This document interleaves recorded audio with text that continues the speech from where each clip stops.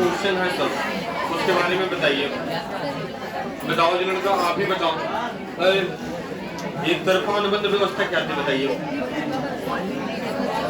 एक तरफा अनुबंध व्यवस्था एक तरह की बंधुआ मजदूरी थी, बताइए, जिसमें मजदूरों को कोई अधिकार था कि नहीं था, नहीं, लेकिन उनके मालिकों को अनगिनत अधिकार, इसलिए मजदूरों के ऊपर मालिक जो है अत्याचार करते थे, ठीक है ना। यानी उनसे मेहनत मतलब काम ज्यादा लेते थे, पैसा कम देते थे। सुनाई दे रहा? एक तरफा अनुबंध व्यवस्था एक तरह की बंधुआ मजदूरी थी, जिसमें मजदूरों को कोई अधिकार नहीं था, लेकिन उनको मालिकों के पास अनगिनत अधिकार प्राप्त थे। सुनाई दे रहा? दूसरा क्वेश्चन, बाओदाई कौन था? तो अन्नाम का राजा था, ठीक है ना।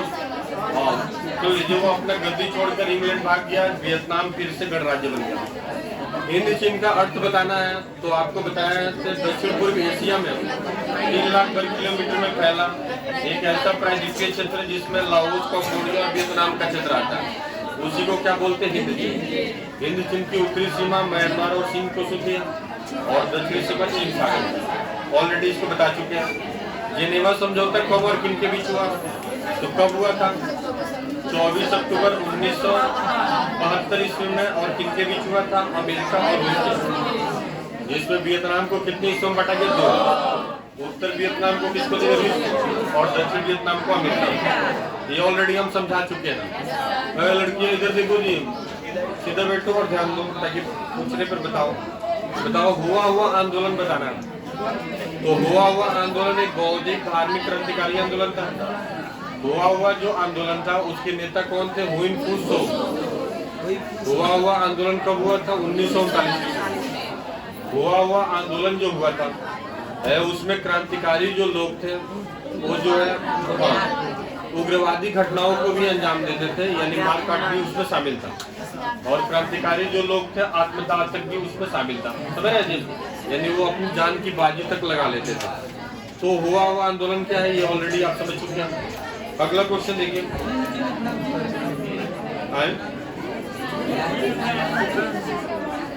हिंद चीन में फ्रांसीसी प्रचार का वर्णन करें, जो पिछले क्लास का क्वेश्चन है, सुनो लघु उत्तरीय क्वेश्चन। तो हिंद चीन में फ्रांसीसी लोग जो है व्यापार करने के लिए आए थे। व्यापार करने के साथ साथ वे लोग फ्रांस पर जो है शासन करने लगे, वहाँ की धन संपत्ति को लूट कर ले जाने लगे, ठीक है ना। वहाँ पर कई तरह का सकारात्मक कार्य भी किए, यानी रेलवे लाइन बिछाए, सड़कों का जाल बिछाया, खेती जो है मतलब बढ़िया किया, ठीक है ना। तो इस तरह से हिंद चीन में फ्रांसीसी प्रचार आप बता दीजिए, कोई दिक्कत है किसी को। अगला रासायनिक हथियार और एजेंट ऑरेंज बताइए। रासायनिक हथियार पिछले क्लास में बताए थे। नापाम एक तरह का रासायनिक हथियार था जो अग्नि बमों में गैसोलीन के साथ मिलाकर के प्रयोग किया जाता था, जो त्वचा से चिपक जाता था और खुजली उत्पन्न करता था, नहीं ना जी। और लोग खुजलाते मर जाते थे। एजेंट ऑरेंज क्या है? तो एक तरह का जहर था जिसका उपयोग पेड़ों को नष्ट करने में किया जाता था। लेकिन अमेरिका जो है एजेंट ऑरेंज जहर का इस्तेमाल आबादी पर किया, लोगों को नष्ट करने के लिए किया, वहाँ की जमीन को नष्ट करने के लिए किया, वहाँ के पेड़ पौधों को नष्ट करने के लिए। तो रासायनिक हथियार क्या है, एजेंट ऑरेंज क्या है, दोनों के बारे में आप बता दीजिए। हो ची मिन्ह के बारे में बताना है। तो हो ची मिन्ह का पूरा नाम क्या था? न्यूगन आइक्यू, ठीक है ना जी। हो ची मिन्ह जो है बताइए कब जो है वियतनामी क्रांतिकारी दल का गठन किए थे? 1925 में। हो ची मिन्ह जो है 1925 में वियतनामी क्रांतिकारी दल का गठन किए हुए थे। और 1930 ईस्वी में वियतनाम कम्युनिस्ट पार्टी की स्थापना किए थे, समझ रहे हैं जी। हो ची मिन्ह मार्ग क्या है? यानी एक ऐसा मार्ग जो हनोई से चलकर लाओस कंबोडिया से होता हुआ दक्षिण वियतनाम तक जाता है, उसी को हो ची मिन्ह मार्ग कहते हैं। लड़की अभी पूछेगा, हो ची मिन्ह जो मार्ग था वह काफी मजबूत था।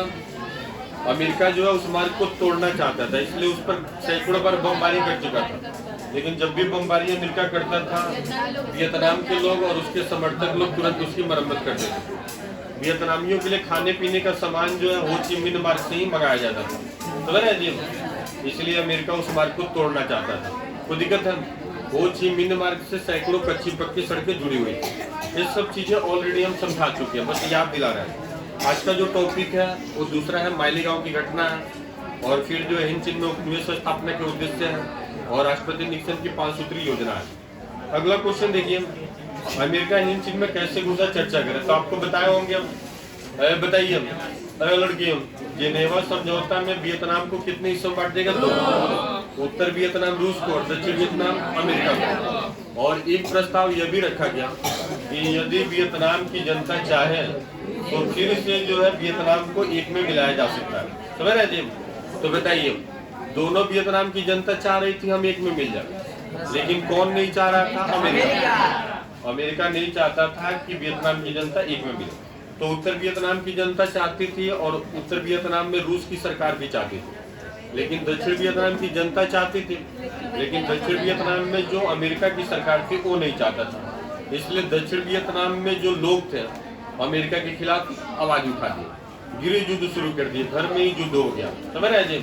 और इस युद्ध की जिम्मेवारी जो है अमेरिका किसको सौंपा? रूस को, कि रूसी जो है हमारे घर में युद्ध करा रहा है। समझ रहे जी? और श्वेत पत्र, शांति के खिलाफ श्वेत पत्र जारी किया और अमेरिका के खिलाफ जो है दक्षिण वियतनाम में अपने 4000 सैनिकों को उतार दिया अमेरिका ने। समझ रहे जी? इस तरह से अमेरिका जो है हिंद सिंध में प्रवेश किया। बता दीजिएगा ना, पिछले क्लास में ऑलरेडी समझा चुके, फिर एक बार रिपीट कर रहे हैं। सुन लीजिए, जेनेवा समझौता में वियतनाम को कितने भागों में बांटा गया? तो उत्तर वियतनाम किसको दिएगा? रूस को, और दक्षिण वियतनाम अमेरिका। एक प्रस्ताव यह भी रखा गया लड़का, यदि वियतनाम की जनता चाहे तो दोनों वियतनाम को फिर से एक में मिलाया जा सकता है।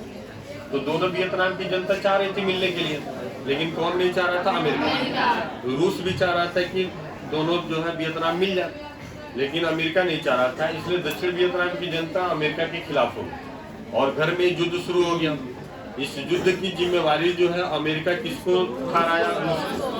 और रूस के खिलाफ जो है दक्षिण वियतनाम में अपने सैनिकों को उतार दिया और इस तरह से जो है अमेरिका हिंद सिंध में प्रवेश किया, अमेरिका हिंद सिंध में घुसा। अगला बोलिए, आज का जो क्वेश्चन है दीर्घोत्तरीय क्वेश्चन, उसको समझाना है। तो चलिए आज का क्वेश्चन क्या है, सुन लीजिए। लड़का क्वेश्चन है, हिंद सिंध में उपनिवेश स्थापना के उद्देश्य क्या है? सबसे पहले उपनिवेश होता क्या है, इसको समझिए। देखिए, जितने भी धनी देश थे वो कल कारखाने खोले, तो कल कारखाने खोले तो शुरू में उनका कल कारखाना काफी तेजी से चला। जो भी कल कारखाना था उनके द्वारा बनाई गई वस्तुएं जो है उनके देश में काफी ज्यादा बिकी। लेकिन धीरे धीरे जो है जहाँ कल कारखाने थे वहां पर वस्तुएं जो है बिकनी बंद हो गई। समझ रहे? अब देखिए, लोग जो है अब कल कारखानों के द्वारा बनाई गई वस्तुओं को लेकर के दूसरे देशों में ले जाकर बेचने लगे। इसी को उपनिवेशवाद कहते हैं। अपने यहाँ की बनाई हुई वस्तुओं को लेकर के दूसरे देशों में ले जाना और वहाँ पर उस वस्तुओं का व्यापार प्रचार प्रसार करना, उसको खरीद बिक्री करना उपनिवेशवाद कहलाता है। समझ रहे जी? अंग्रेज बताइए, उपनिवेशवाद के द्वारा ही ना भारत में व्यापार करने के लिए आए और क्या बेचने के लिए आए? कपड़ा। समझ रहे जी? तो वही बताना है। सुन लीजिए, उपनिवेशवाद के उद्देश्य क्या थे, ये पहला क्वेश्चन है। लड़की इधर ध्यान दो, समझ लो। हिंद सिंध में उपनिवेश स्थापना के उद्देश्य क्या थे? तो पहला उद्देश्य था बड़े बाजार की प्राप्ति। उपनिवेश स्थापित करने से अपने यहाँ के सामान को ला करके बेचने से एक बाजार मिल जाता था जहाँ पर लोग उस वस्तु के बारे में जानते ही नहीं थे। जैसे अंग्रेज भारत में क्या लेकर आए? कपड़ा। और भारत के लोग कपड़े के बारे में कहाँ कुछ जानते थे, न बनाना जानते थे न कुछ। समझ रहे जी? ऐसे जैसे तैसे कपड़ा पहनते थे। लेकिन अंग्रेज जो है अच्छा कपड़ा जो है अपने देश से लेकर के यहाँ पर आया और यहाँ पर लोगों की जरूरत थी, लोग बनाना जानते नहीं थे, इसलिए अंग्रेज जो है अब कपड़ा का व्यापार यहाँ करने लगा और मनमाने दाम पर कपड़ा बेचने लगा। समझ रहे? तो वही बता रहा हूँ। उपनिवेश स्थापित करने का उद्देश्य क्या था हिंद सिंध में? तो पहला उद्देश्य था बाजार की प्राप्ति। समझ रहे जी? व्यापारियों को अपने देश की बनाई हुई वस्तुओं को बेचने के लिए एक अच्छा खासा बाजार मिल गया हिंद सिंध में, जहाँ पर वस्तु आराम से बिक जाती है। दूसरा, इसमें हम पॉइंट्स आपको लिखवाए हुए हैं। व्यापारिक प्रतिस्पर्धा, यानी अन्य भी व्यापारी जो है वहाँ आते थे और उनके साथ कंपटीशन हो गया, वही बड़े बाजार की प्राप्ति हो गई। कच्चे माल की प्राप्ति, जो कल कारखाना चलाया जाता था वो किससे चलाया जाता था? कच्चा माल से। जैसे आप चीनी फैक्ट्री सुने होंगे नाम, तो चीनी फैक्ट्री किससे चलता है? ईंट से। तो ईंट आपका कच्चा माल हो गया। समझ रहे जी? तो कच्चा माल की जो है प्राप्ति जो है उपनिवेश स्थापित करने से हो जाता था। जैसे अंग्रेज जो है भारत में गन्ना की खेती कराता था ना जी, कपास की खेती कराता था, जूट की खेती कराता था, नील की खेती कराता था। ये सब कच्चा माल हो गया और उन सभी को जो है अपने यहाँ ले जाता था और उनसे जो है ईंट से जो है चीनी बनाता था कपास से, नील से जो है कपड़ा बनाता था और फिर उसी को ला करके बेचता था। तो कच्चे माल की प्राप्ति हो जाती थी उपनिवेश स्थापित करने से। सुनाई दे रहा है जी? अरे अंग्रेज जो है भारत में उपनिवेश ना स्थापित किया था, यहाँ पर आकर के व्यापार कर रहा था, उसी को उपनिवेशवाद बोलते हैं। तो उपनिवेश स्थापित करने से जो है कच्चे माल की प्राप्ति भी हो जाती है। जो देश जो है दूसरे देश में, गरीब देशों में सामान बेचते हैं, वहाँ पर उन सामानों का जो कच्चा माल होता है उसको तैयार भी करा लेते हैं, तो कच्चे माल की प्राप्ति हो जाती है। अब देखिए, अधिक मुनाफे की कमाई, ज्यादा कमाई होती है। उपनिवेश स्थापित करने से व्यापारी जो लोग हैं अपने यहाँ की वस्तुओं को जो है गरीब देशों में मनमाने दाम पर बेचते थे, जिससे काफी ज्यादा उनको पैसा रुपए की कमाई होता है। अगला बड़े बाजार की प्राप्ति ऑलरेडी बता भी चुके हैं। हिंद चीन में राज करना और शोषण करना। गरीब जो मतलब धनी जो देश थे, दूसरे देशों में व्यापार करने के लिए आए, तो व्यापार करने के साथ साथ वहाँ पर राज भी करना शुरू कर दिए। जैसे अंग्रेज भारत में व्यापार न करने आया था, यहाँ पर राज करना शुरू कर दिया और फिर यहाँ की धन संपत्ति को लूट करके अपने यहाँ भी ले जाने लगा। समझ रहे जी? तो हिंद चीन में उपनिवेश स्थापित करने का उद्देश्य था गरीब देशों में राज करना और उसका शोषण करना। सुनाई दे रहा? बातें समझ में आ रही है कि नहीं आ रही? बहुत ही इंपॉर्टेंट क्वेश्चन फिर एक बार देख लो। लड़का, क्वेश्चन आपसे पूछा गया है कि हिंद चीन में उपनिवेश स्थापित करने का उद्देश्य क्या था। तो सबसे पहले क्वेश्चन समझिए। लड़का इधर ध्यान दीजिए। जैसे हम आपसे क्वेश्चन पूछ रहे हैं, बताइए आप ही विदेश में जा रहे हैं और वहां जा करके आपको कई तरह का फायदा हो रहा है। एक तो आप अपने यहाँ के सामान को ले जा करके बेच रहे हैं, दूसरा बेचते बेचते फिर वहां पर राजपाट शुरू कर रहे हैं, तीसरा जो है वहाँ के धन संपत्ति को लूट करके अपने यहाँ ला रहे हैं, चौथा जो है जो सामान आप ले करके बेचने जा रहे हैं वहां पर उस सामान के बारे में लोग नहीं जानते, उसकी कीमत नहीं जानते, आप अपने मन मुताबिक रेट तय कर लिए हैं, मनमाने दाम पर बेच रहे हैं, ज्यादा फायदा कमा रहे हैं। समझ रहे हैं जी? तो ये सब तमाम फायदा जो है मतलब हिंद चीन में उपनिवेश स्थापित करने से प्राप्त हो जाता है। सुनाई दे रहा है? फिर एक बार सुन लीजिए, हिंद चीन में उपनिवेश स्थापित करने का उद्देश्य क्या था। यानी हिंद चीन में क्यों जो है दूसरे देश के व्यापारी जो थे वो व्यापार करने के लिए गए, अपने सामान बेचने के लिए गए। तो पहला जो था उद्देश्य था बड़े बाजार की प्राप्ति। जो दूसरे देश के व्यापारी थे उनकी वस्तुएं जो है उनके देश में नहीं बिकती थी, इसलिए वो दूसरे देश में ले जाकर के बेचने लगे और वहां पर बाजार मिल गया, यानी लोग मतलब उस वस्तुओं को खरीदने वाले लोग मिल गए। तो नहीं करा जी? यानी पहला जो है बड़े बाजार की प्राप्ति हुआ, उपनिवेशवाद का पहला उद्देश्य। दूसरा जो है कच्चे माल की प्राप्ति, यानी जो व्यापारी जो वस्तुओं का व्यापार करते थे उन वस्तुओं को बनाने के लिए जो कच्चा माल चाहिए, यानी कपड़ा बेचते थे तो कपड़ा बनाने के लिए कपास चाहिए, जूट चाहिए, नील चाहिए, वो जिन देशों में वो बेचते थे सामान को वहाँ के लोगों से बनाना शुरू कर दिया, वहाँ पर वहाँ उसकी खेती कराना शुरू कर दिया। जैसे अंग्रेजी आया है यहाँ पर कपड़ा बेचने के लिए, लेकिन यहाँ के लोगों से किसकी खेती कराना शुरू कर दिया? कपास का, जूट का, समझ रहे हैं जी, पटुआ का, नील का, गन्ना का, इस सब का खेती कराना शुरू कर दिया। यानी कच्चे माल की प्राप्ति उसको जो है उपनिवेशवाद स्थापित करने से हो जाती है। यह क्लियर हो गया कि नहीं हो गया? सुन रहे जी दुष्ट लड़की, बोलो जी कच्चे माल से क्या समझते हो? कल कारखानों को चलाने के लिए जो कच्चा माल चाहिए, जैसे चीनी फैक्ट्री को चलाने के लिए कौन कच्चा माल चाहिए? कपड़ा फैक्ट्री को चलाने के लिए कपास, जो नील, तो ये सब की प्राप्ति जो है उपनिवेश स्थापित करने से हो जाती है। अगला देख लो जी, अधिक जो है लाभ की प्राप्ति, मुनाफा प्राप्त करना। सुनाई दे रहा? यानी दूसरे देश के व्यापारी जो अपने देश के सामान जो ला करके बेचते थे दूसरे देशों में, वो मनमाने दाम पर बेचते थे, समझ रहे जी, जिससे काफी अधिक उनको कमाई होता है। ठीक है ना? इसलिए जो है हिंद चीन में लोग उपनिवेश स्थापित करने के लिए काफी तेजी से आए। अगला देखिए, हिंद चीन पर राज करना। दूसरे देश के जो व्यापारी थे हिंद चीन में उपनिवेश स्थापित करने के लिए आए, लेकिन वो जो है हिंद चीन में अपना राज करना शुरू कर दिया, वहाँ की धन संपत्ति को लूट करके ले जाने लगे। समझ रहे जी? तो इस तरह से जो है हिंद चीन में उपनिवेश स्थापित करने के उद्देश्य क्या थे आप गिना दीजिएगा। कोई दिक्कत है किसी को? सारे बच्चों को समझ में आ गया ना जी? अगला देखिए, बोलिए क्वेश्चन। हम मायली गांव की घटना क्या थी अभी हम बताए थे। लड़का सुन लो, सुन लीजिए, जिनेवा समझौता में वियतनाम को कितने हिस्सों में बांट दिया गया? 2। उत्तर वियतनाम किसकी सरकार हो गई? रूस की। और दक्षिण वियतनाम अमेरिका की। सुन लीजिए, तो दक्षिण वियतनाम में जहां अमेरिका की सरकार थी, सुन लीजिए, वहीं पर एक छोटा सा गांव था जिसका नाम क्या था? मायली गांव।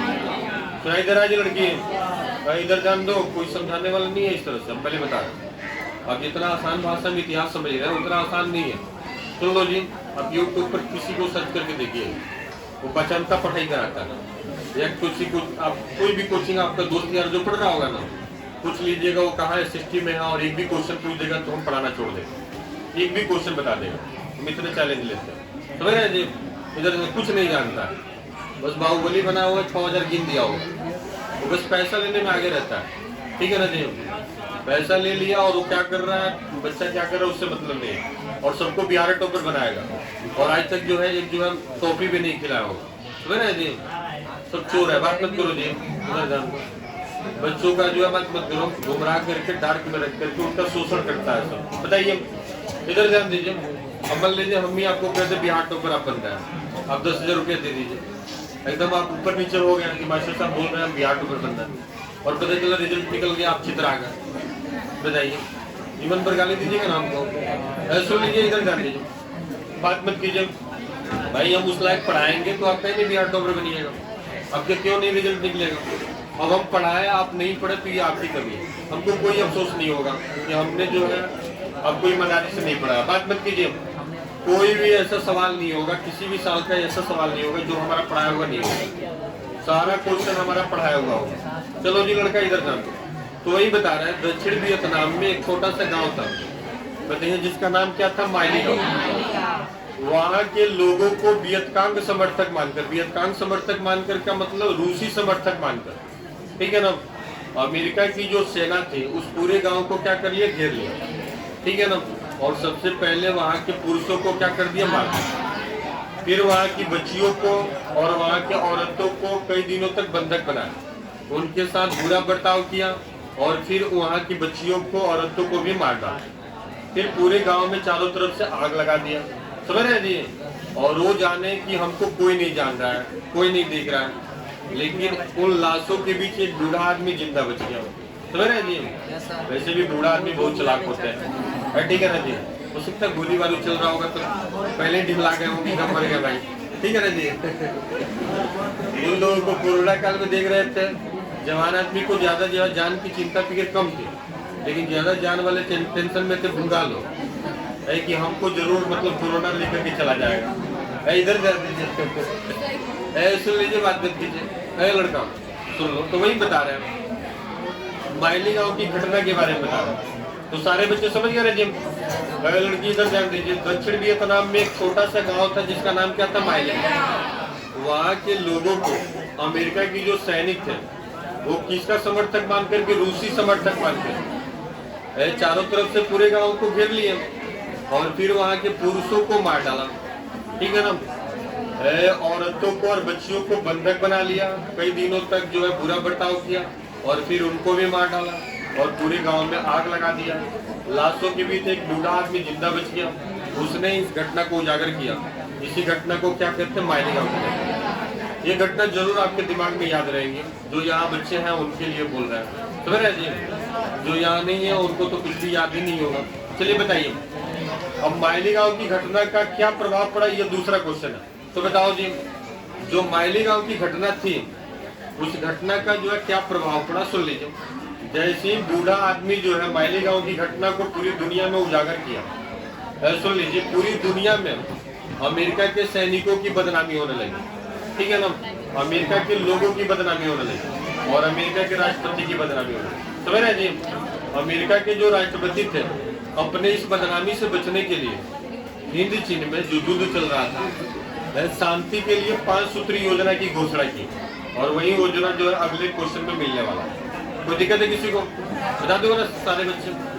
अब आइए, अमेरिका के राष्ट्रपति हिंद चीन में शांति के लिए जो 5 सूत्री योजना की घोषणा की, वो कौन कौन से थे, और उस योजना का क्या प्रभाव पड़ा, अगला क्वेश्चन है। तो चलिए देखिए, इधर ध्यान दीजिए, आप बताइएगा कि मायली गांव की घटना के द्वारा जैसे ही अमेरिका की सेनाओं की, अमेरिका के राष्ट्रपति की और अमेरिका के लोगों की पूरी दुनिया में बदनामी होने लगी, तो इस बदनामी से बचने के लिए अमेरिका के जो राष्ट्रपति निक्सन थे, बताइए हिंद चीन में शांति के लिए कितनी योजना बनाई? 5 सूत्री योजना की घोषणा की। लड़का इधर जा, पहली देखिए 5 सूत्री योजना में पहली योजना क्या थी? हिंद चीन की सभी सेनाएं युद्ध बंद करके अपने अपने जगह पर बनी रहेगी, घर नहीं लौटेगी, अपने अपने जगह पर स्थिर रहेगी। दूसरा है युद्ध जो बंद रहेगा उसकी देख रेख अंतर्राष्ट्रीय पर्यवेक्षक करेंगे, समझ रहे जी कि भाई युद्ध बंद है कि नहीं है। तीसरा देखिए युद्ध बंदी के दौरान कोई भी देश अपनी शक्ति को बढ़ाने का प्रयास नहीं करेगा, समझ रहे जी। युद्ध बंदी मतलब युद्ध बंद का अंतिम लक्ष्य जो है हिंद चीन में संघर्ष का अंत होगा, समझ रहे जी। और युद्ध बंदी के दौरान जो है मतलब सभी लड़ाइयाँ बंद रहेंगी। तो ये 5 सूत्री योजना थी। बताओ जी लड़के, हिंद चीन में शांति के संबंध में जो 5